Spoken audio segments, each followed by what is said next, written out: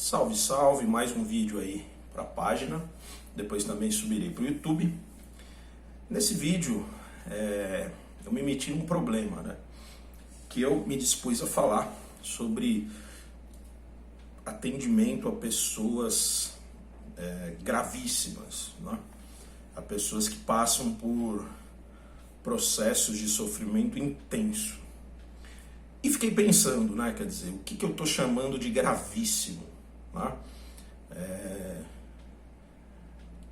De onde que eu tirei essa proposta? Né? Quer dizer, como qualificar o sofrimento de grave? Né? Porque veja, senhores, se você está aí às voltas com um término amoroso, isso pode deter toda a sua energia vital, toda a sua libido, e para você isso é mais grave, é mais sofrível do que uma pessoa que está às voltas com câncer, com a metástase, né?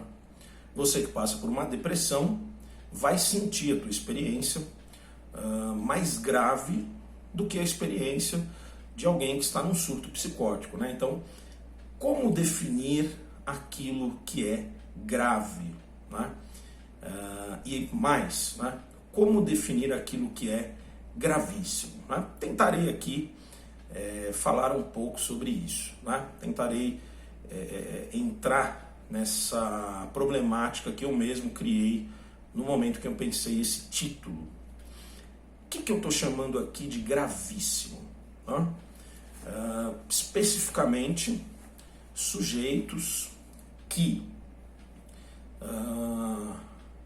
detêm um ego fragmentado, um ego rachado, um ego desestruturado, né? Quer dizer, o que é o ego, né? Para a gente definir isso, o ego é uma parte da consciência, né? Dizem que é o centro da consciência, né? Eu prefiro pensar numa topografia diferente, né? O ego é uma parte da consciência, né?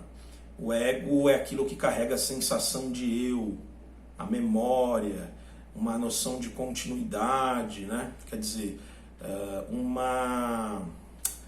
é um complexo mais forte que outros complexos que se estabelece, né, desde criança, na primeira infância, e permanece na psique até o desenlace, até a morte do indivíduo, né?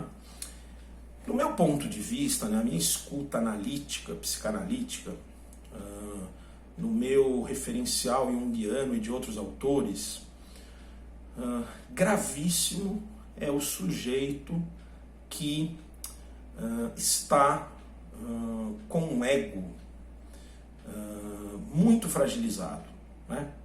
Isso tanto pode dar notícias de um processo da vida inteira, quanto um processo pontual, uma crise pontual, que esse ego é violentamente fragmentado, né? Não sei se os senhores sabem, alguns sujeitos têm um surto e se recuperam e seguem a vida, outros sujeitos têm um surto e não se recuperam jamais, né? N fatores contribuem para um lado e para o outro, né? Mas sempre é bom lembrar que os fatores,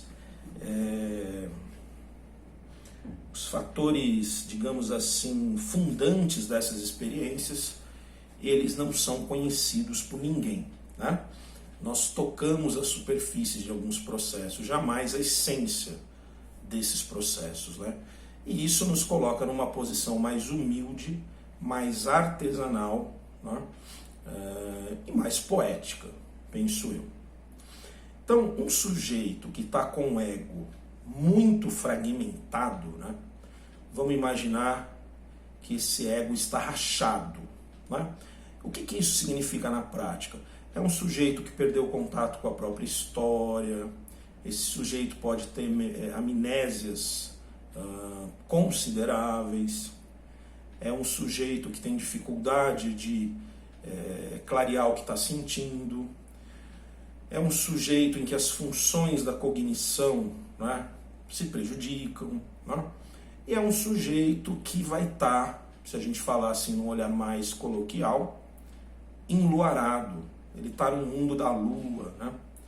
Esse sujeito, portanto, ele vai ter muita dificuldade em trocar com a realidade compartilhada. Isso significa prejuízo no trabalho, prejuízo nas relações, prejuízo no amor, prejuízo no lazer, né? Então, quando há essa quebra, né, total ou parcial do ego, as forças do inconsciente, elas é como se fossem tsunamis que invadem o sujeito, né? Forças que trazem todo tipo de conteúdo, né? Todo tipo de imagens, né? Imagens da vida pessoal, imagens do inconsciente coletivo. Quando nós escutamos esses sujeitos no consultório ou no campo do acompanhamento terapêutico, há uma função que nós desempenhamos de textos mais clássicos e que eu considero bem apropriado pensar, que é a função de ego auxiliar, né? É a função de dar um contorno, é a função de se tornar um receptáculo para aquilo que é insuportável, né? Nesse sentido, o setting, e por que não dizer o corpo do analista, recebe, é infectado pelo inconsciente do seu acompanhado. Vão acompanhando aí, tá bom?